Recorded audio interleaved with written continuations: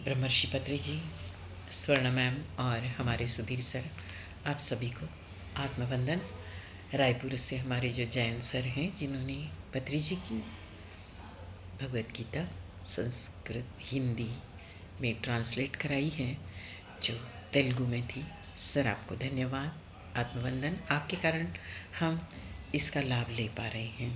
My dear friends, हम भगवद गीता के 11वें श्लोक में हैं, मगर हम आज भी जब भी एक एक श्लोक इसीलिए लिया जा रहा है आजकल कि एक ही श्लोक का जो हम डिस्कशन करते हैं उसके साथ साथ उस अध्याय के बारे में भी बताया जाता है। उसके लिए अलग सा अध्याय 11 ये कहता है, अध्याय 11 वो कहता है, ये कहने की ज़रूरत नहीं है। जो भी सुन रहे हैं ध्यान से और जो थोड़ी बहुत भगवद गीता जानते हैं वो समझ जाएंगे कि इस प्रकार उस अध्याय के बारे में भी बताया गया है। माय डियर फ्रेंड्स, इसीलिए एक दो बहुत बार उस अध्याय के श्लोक भी ज़्यादा लिए जा रहे हैं। तो आज उस दिन हमने देखा था श्लोक नंबर 8 शनिवार को, है ना। न तु मां शक्य से द्रष्टुम अनेनैव चक्षुषा दिव्यं ददामि ते चक्षु पश्य मे योगमीश्वरम। मुझे वो दिव्य दृष्टि दो कृष्ण। क्योंकि परमात्मा इतना उतावला हो गया था, जब एक आत्मा उस परमात्मा में मिलने के लिए भी जब आतुर रहती है ना, तो वो परमात्मा तत्व भी आतुर रहता है उनके साथ एक होने के लिए। तो कृष्ण जब साकार रूप में थे तो अर्जुन को कह रहे, देख देख मेरा ये योगेश्वर रूप देख, ये ऐश्वर्य देख। मगर वो ये भूल गए कि अरे अर्जुन की तो अभी तैयारी है ही नहीं, वो आत्मा की तैयारी है नहीं परमात्मा से एक होने के लिए। वो आत्म तत्व में ही अभी खुश है, या तो वो आत्म तत्व से परमात्मा तत्व में मिलना चाहता है, मगर वो इतनी अभी तक तीव्रता आई नहीं है, इतना समर्पण भाव नहीं आया है उसमें। तो माय डियर फ्रेंड्स, इस प्रकार जब अर्जुन ने रिक्वेस्ट की कि मुझे वो ये तो दो, मुझे वो चक्षु तो दो कि मैं तुमको तुम्हारा ये ऐश्वर्य रूप देख पाऊँ, तब साकार रूप में जो परमात्मा तत्व थे उन्होंने दिव्य चक्षु, मतलब अर्जुन की तैयारी वहाँ तक रही। हमने अर्जुन की तैयारी देखी है माय डियर फ्रेंड्स। तीसरे अध्याय में वो बोलते हैं कि एक बार ज्ञान को अच्छा कहते हैं, एक बार कर्म को अच्छा कहते हैं, मेरे लिए क्या श्रेष्ठ है? मुझे तो ज्ञान ही श्रेष्ठ लगता है, क्योंकि अर्जुन सब कुछ छोड़ के वन में जाना चाहता था, तो उसके लिए कर्तव्य कर्म की प्रधानता नहीं थी, मोहित हो गया था। फिर चौथे पाँचवें अध्याय में हमने देखा कि अर्जुन कहता है कि तुम एक बार बोलते हो कर्मयोग सही है, एक बार बोलते हो कर्म संन्यास सही है। अर्जुन चाहता था कर्म संन्यास लेने, कर्म से संन्यास, मगर कृष्ण का कहना था कि नहीं, तुमको अपना कर्तव्य कर्म करना जरूरी है। इसीलिए अर्जुन को कर्म योग के बारे में ही ज़्यादा बताया जा रहा है कि कर्म करना तेरा कर्तव्य है। इस प्रकार ऐसे बचकाने कुछ क्वेश्चंस अर्जुन कर रहा है। खैर वो क्वेश्चंस हमारे लिए, हमारे जीवन के लिए बहुत उपयोगी हैं। और फिर छठवें अध्याय में जब ध्यान योग शुरू हुआ माय डियर फ्रेंड्स, सातवें अध्याय में ज्ञान योग शुरू हुआ, ज्ञान विज्ञान योग, गुह्य राजविद्या राजगुह्य योग, ये सब शुरू हुआ। तब अर्जुन की मानसिकता, मतलब हमारी और आपकी, धीरे धीरे धीरे, एक बहुत अच्छे मनोवैज्ञानिक है कृष्ण, धीरे धीरे धीरे व्यक्ति की मानसिकता बदल रहे हैं। पहले कर्म के बारे में महत्व बताया, फिर ज्ञान के बारे में बताया, फिर ध्यान के बारे में बताया, और अब फिर ज्ञान के बाद अर्जुन 10वें अध्याय में हमने देखा एक ही श्लोक जो पत्री जी ने लिया था, जो बहुत इम्पोर्टेंट था, करीब करीब 10वें अध्याय का सार था माय डियर फ्रेंड्स। अहम आत्मा गुणाकेश सर्वभूताशय स्थित। इस सर्वभूत प्राणी जो है ना, उन सभी का आत्मा मैं हूँ, परमात्मा तत्व बोल रहा है। अहम आदिश्च मध्यम च भूतानाम अंत च एव। इसी श्लोक को माय डियर फ्रेंड्स 11वें अध्याय में विस्तार से कहा गया है। अहम आत्मा गुणाकेश, मैं सबका आत्मा हूँ, देख मुझ में सबको देख। 11वें अध्याय का 10वां श्लोक जब अर्जुन देख रहा है। अनेक वक्त्र नयनम अनेकाद्भुत दर्शनम, उस परमात्मा तत्व में अनेक नयन दिख रहे हैं, एक अद्भुत दर्शन हो रहा है, क्योंकि अहम आत्मा गुणाकेश सब मुझ में समाये हुए हैं। जब दिव्य दृष्टि आएगी ना, तब माय डियर फ्रेंड्स मतलब समर्पण होगा। इसको भी हम ध्यान से समझेंगे कि दिवि सूर्य सहस्रस्य भवेत युगपदुत्थिता। ये जितने सूर्य है, बहुत सारे गैलेक्सी, हमको सिर्फ पृथ्वी पे हम रह रहे तो एक ही सूर्य दिख रहा है, ऐसे कई गैलेक्सीज हैं, कई गैलेक्सीज में सूर्य हैं। ये सभी सूर्य का तेज जो है वो उस परमात्मा में समाया हुआ है। इस प्रकार अहम आत्मा गुणाकेश, आदि मैं हूँ, मध्य मैं हूँ, अंत मैं हूँ। पश्यामि देवास्तव देव देह सर्वांस्तथा भूत विशेष संगान। इन ऋषियों को, ऋषिश्च सर्वानुरागांश्च दिव्यान, इन ऋषियों को, इस अश्विनी को, इन अश्विनी कुमार को, इन सप्त ऋषियों को, ये पूरे जो संत महात्मा लोग हैं, इन सबको मेरे में देख, ये सब मेरे से ही है। अहम आदिश्च, ब्रह्मा विष्णु महेश, ये सब मेरे से ही। अनादि मध्यांतम अनंत वीर्यम, अनंत बाहु शशि सूर्य नेत्रम, मेरे नेत्र क्या है? शशि सूर्य है माय डियर फ्रेंड्स। उसके बाद मध्य भी मैं हूँ। कैसे मध्य में हूँ? रुद्रादित्या वसवो ये च साध्या विश्वेश्वनौ मरुतश्चोष्पपाश्च। 22वां श्लोक है। गंधर्व यक्षा सुर सिद्ध संगा वीक्षन्ति त्वाम विस्मताश्चैव सर्वे। इन सबको, गंधर्व यक्ष महिष ब्रह्मा, इन सबको तुम मुझ में देखो।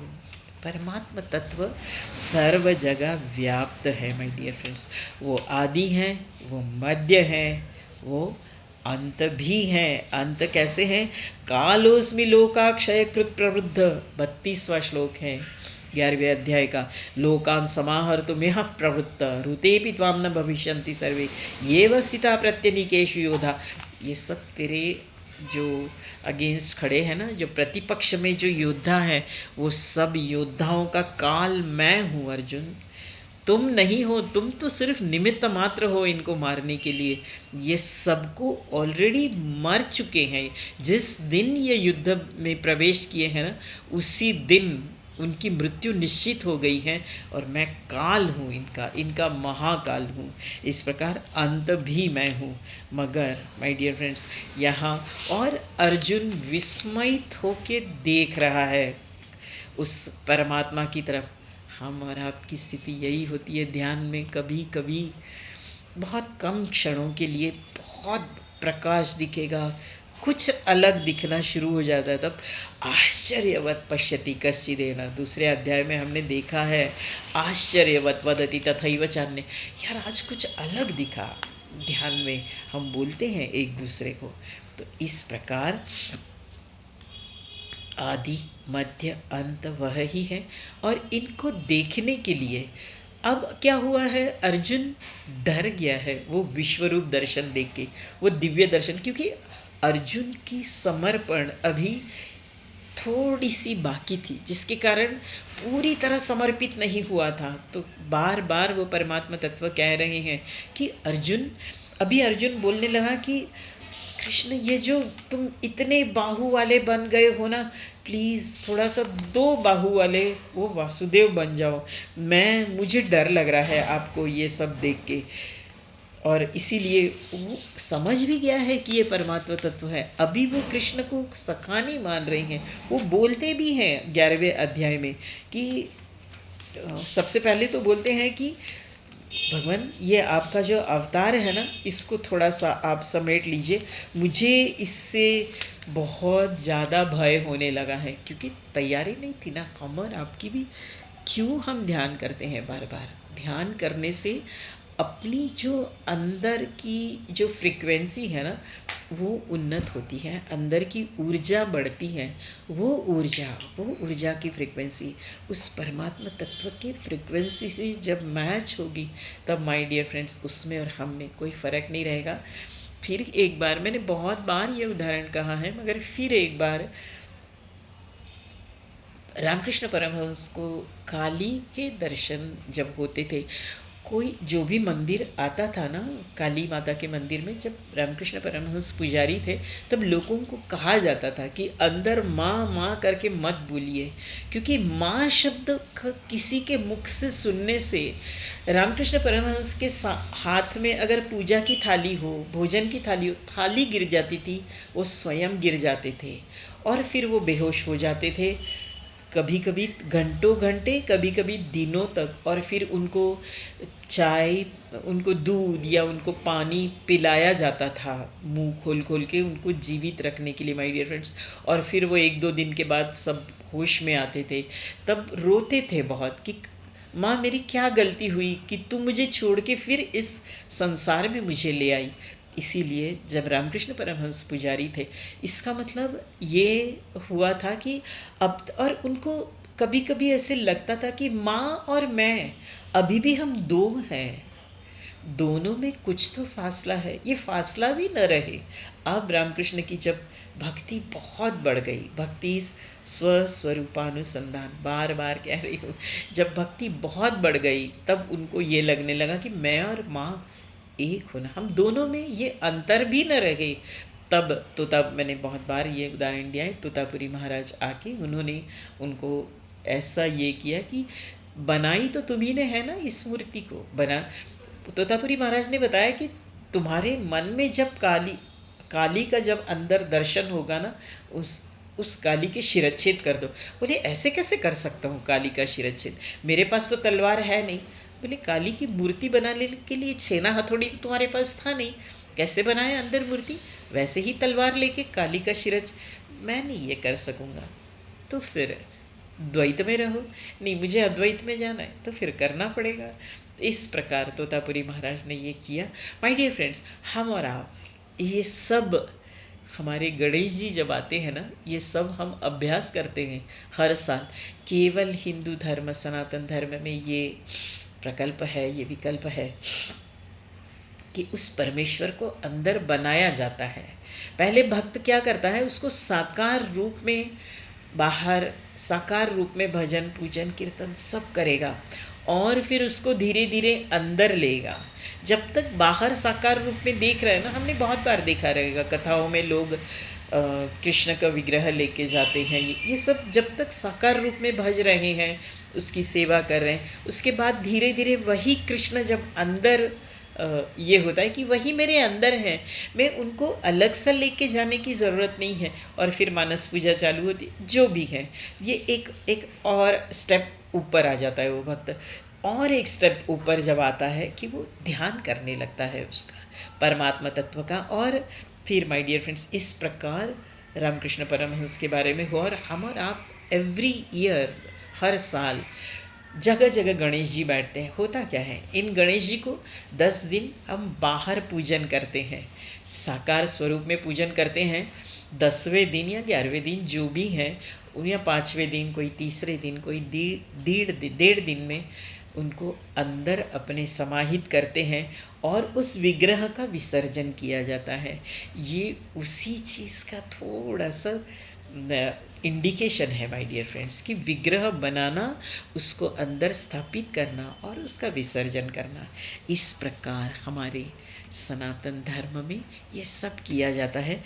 तो ये जब हम विसर्जित करते हैं, उस समय सच्चा साधक जो रहता है, वो अंदर उस परमात्मा तत्व को प्रविष्ट, आज का जो श्लोक है कि उसमें एक प्रविष्टुम ये शब्द है, इस श्लोक के पहले इसीलिए मैंने ये किया कि 11वें अध्याय के कुछ श्लोक लिए, ताकि 11वें अध्याय में है क्या, विश्वरूप दर्शन है, और उसके बाद अर्जुन रिक्वेस्ट करता है कि मुझे ये 4 हाथ वाले अनेक बाहु वाले नहीं, मुझे अपने 2 हाथ वाले वासुदेव ही चाहिए, मुझे वो चाहिए। माय डियर फ्रेंड्स, इसका एक तात्विक अर्थ ये है कि अनेक हाथ हैं, 4 हाथ हैं फॉर एग्ज़ाम्पल, तो इसलोक और परलोक दोनों में तेरी सुरक्षा मैं करूँगा।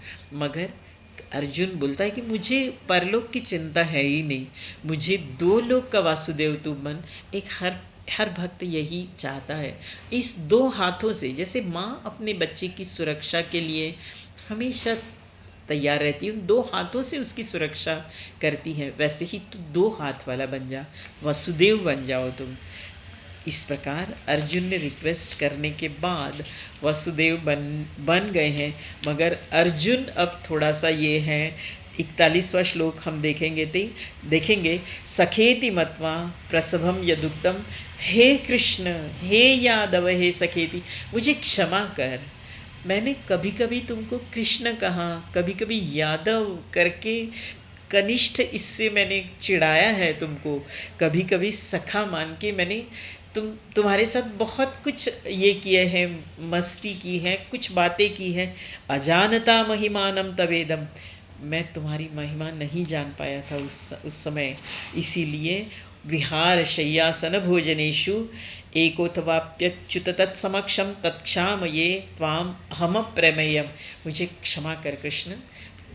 अब थोड़ा सा उनको अर्जुन समझ पाया है कि ये जो मैं साकार रूप में सामने देख रहा हूँ वो नहीं है, वो परमात्मा तत्व है my dear friends.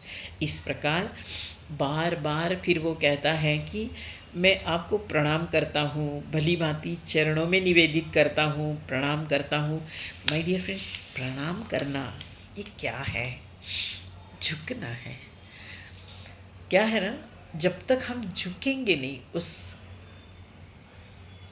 Enlighten person के सामने, उस देवता में उन्नत आत्माओं के सामने, एस्ट्रल मास्टर्स के सामने, जब तक हम झुकेंगे नहीं तब तक हम प्यासे ही रहेंगे।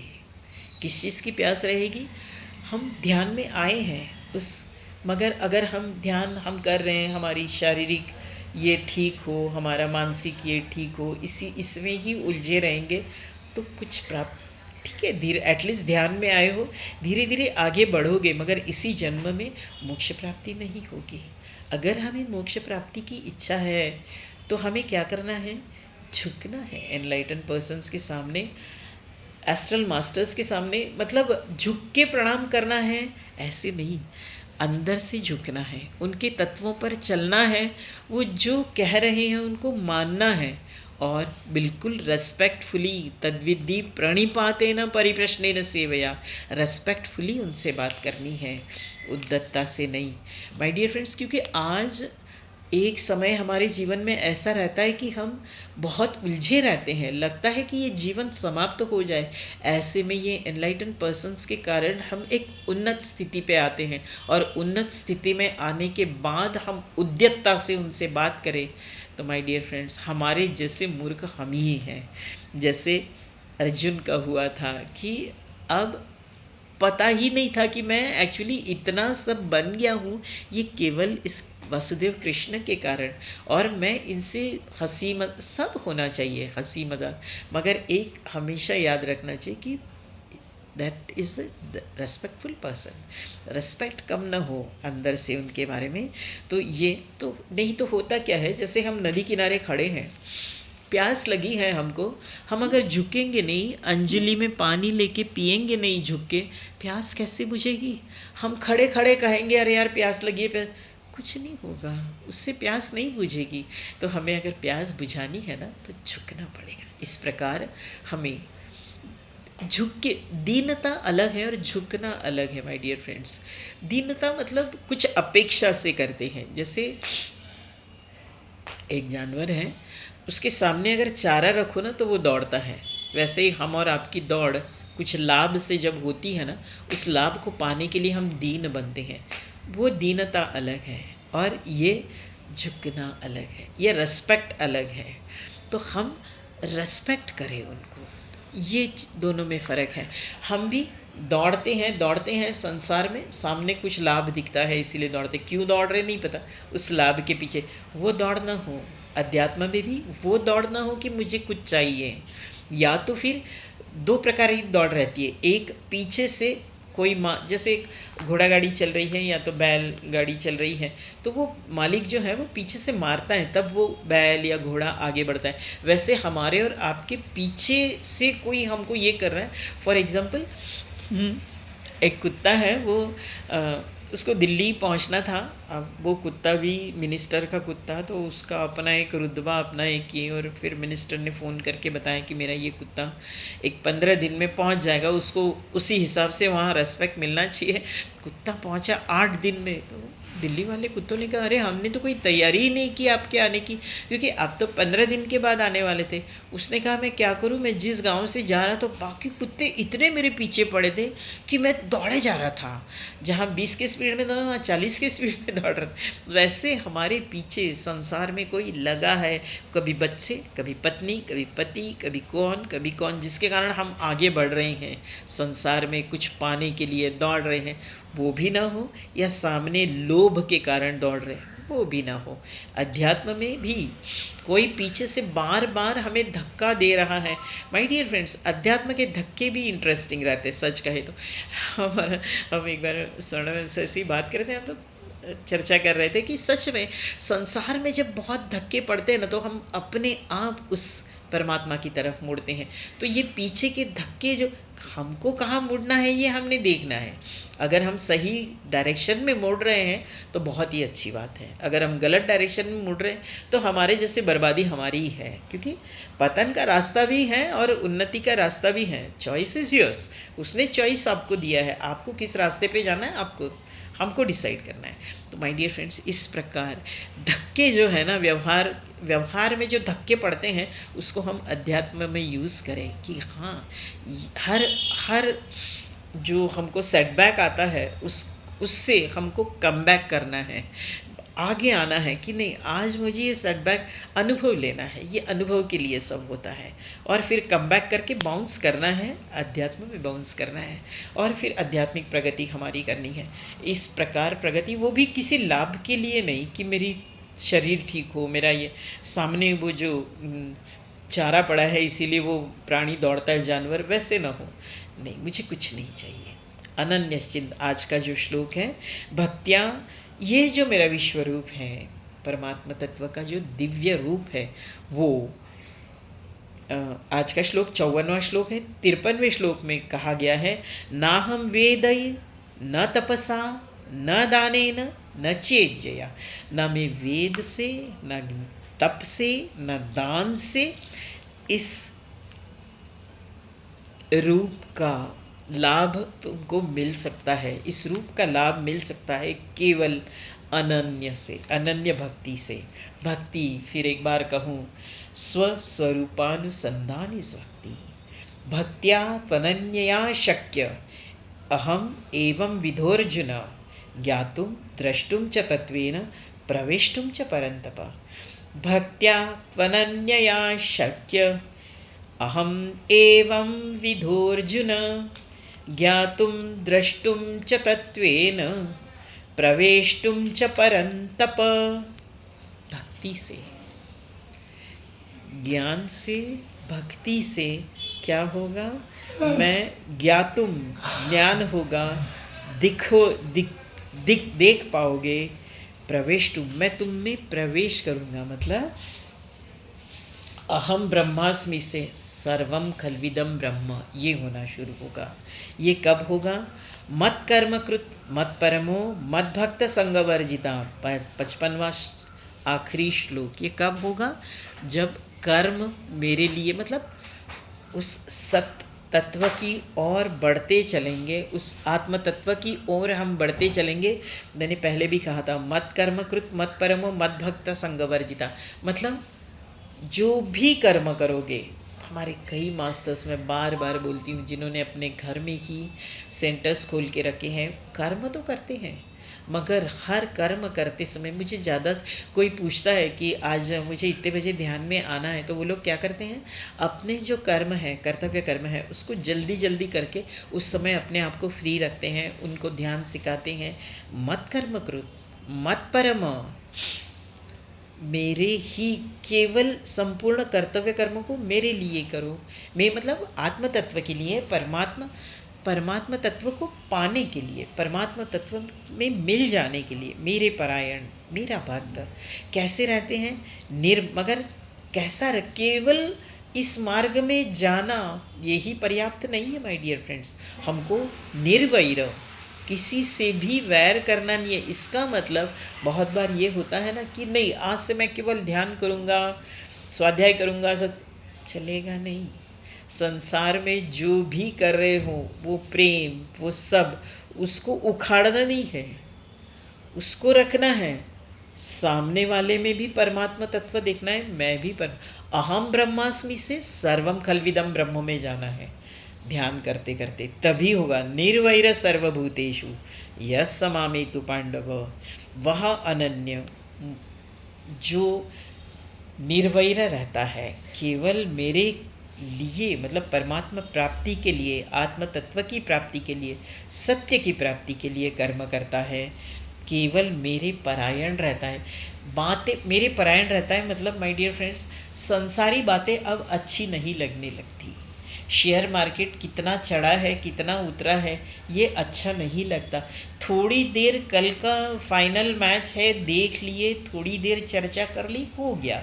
मगर कई लोग मैंने देखा है दूसरे दिन भी वो मैच बार बार देखते रहेंगे, रिप्ले बार बार देखते। अरे बस हो गया, उससे बाहर आओ। ठीक है, ये सब भोगना, ये सब एंजॉय करना भी लाइफ के लिए ज़रूरी है, मगर हमेशा मत परम, ये होना चाहिए। मत कर्मकृत मत परम मत भक्त संग वर्जिता, संगात संजायते काम। हमने देखा है कामना क्या क्या नहीं करती माय डियर फ्रेंड्स।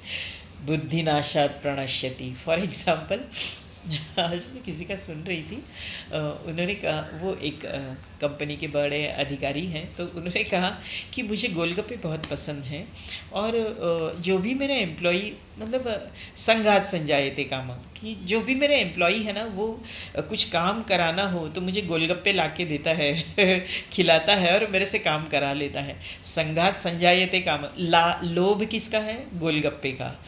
कामना है खाने की, कामात क्रोध भी नहीं लाने से लगता है इसने दिया नहीं मुझे, क्रोधात भवति सब। सम्मोह इतना, बुद्धि नाता नाशात प्रणश्यति। पता रहता है ये आदमी किसी काम का नहीं है, मगर आज ये 10% अपने सैलरी में इंक्रीज मांग रहा है, तुम गोलगप्पे खिला रहा है, अब उसको मना भी नहीं कर सकते। बुद्धि नाशात प्रण, तो भी उसको 10% बढ़ाया जाता है क्योंकि उसने गोलगप्पे खिलाए हैं। तो इस प्रकार हमारा मोह हमें बुद्धि नाशात प्रणश्यति। एक छोटा सा ऐसे ही मैंने उदाहरण दिया है।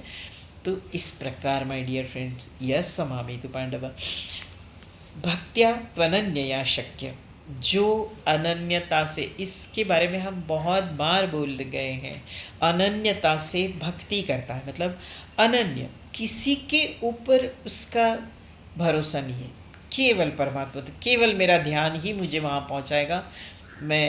मैं और परमात्मा तत्व, हम उसी से, मोक्ष मेरा मेरे ध्यान से ही मिलेगा। बस मुझे ध्यान करना है। ध्यान करने से वो आत्म तत्व, परमात्मा तत्व मिल जाने से बाकी कुछ करने की ज़रूरत नहीं। ये जब अनन्यता आएगी, फॉर एग्जांपल छोटा सा उदाहरण देके बताऊँ अनन्यता कैसी रहती है। एक नवविवाहित दंपत्ति थे और नाव में बैठे थे, नाव में बहुत लोग भी बैठे थे, तो थोड़ा टर्बुलेंस चालू हो गया नदी में, बहुत ज़्यादा नाव इधर उधर होने लगी, सब कोई भगवान का नाम ले रहा है, कोई माला जप रहा है, कोई कुछ। वो जो नवविवाहित दाम्पत्य था वो शांति से बैठे थे। तो वो पत्नी ने पूछा कि तुम कैसे हमको अपने आप को बचाने के लिए तुम कुछ बोल नहीं रहे हो, तुम कुछ भगवान का नाम नहीं रहे हो, क्या तुम नास्तिक हो? उसने एक तलवार निकाली, शादी अभी अभी हुई थी, छोटा सा चाकू था उसके पास, वो निकाला और उसके गर्दन पे रखा उस पत्नी के। तो वो हंसने लगी, तो बोले अरे मैं तुम्हारे गर्दन पे चाकू रखा और तुम हंस रहे हो? तो बोले हाँ मुझे भरोसा है तुम मुझे नहीं मारोगे। यही मेरा कहना है, मेरा भरोसा है उस पर कि वो, ये अस्तित्व, ये एनलाइटन पर्सन्स, ये एस्ट्रल मास्टर्स, ये पूर्णात्मा, ये परमात्मा मेरा कभी बुरा करेगा ही नहीं।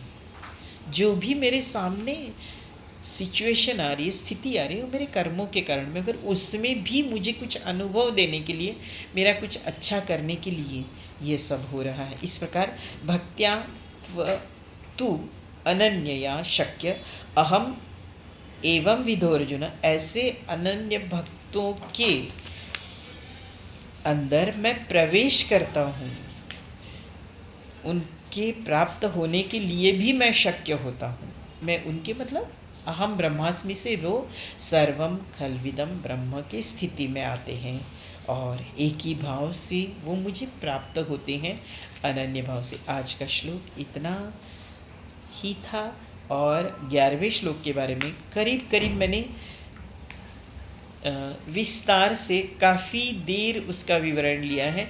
अभी के सभी अध्यायों में 1 या 2 श्लोक लिए गए हैं, इसीलिए उस अध्याय के बारे में ज़्यादा बताया जाता है माय डियर फ्रेंड्स, और श्लोक के बारे में भी बताया जाता है। तो आप ये सब ध्यान में रखेंगे हम सब। आज बस इतना ही। धन्यवाद भगवद गीता की सेवा देने के लिए मुझे। आप सभी ध्यान करेंगे, स्वाध्याय करेंगे, सत्संग करेंगे। मैं अपने को भी बोलती हूँ कि हम ये सब करेंगे ताकि हमें वो अनन्यता प्राप्त हो, वो परमात्मा प्राप्ति हो। धन्यवाद।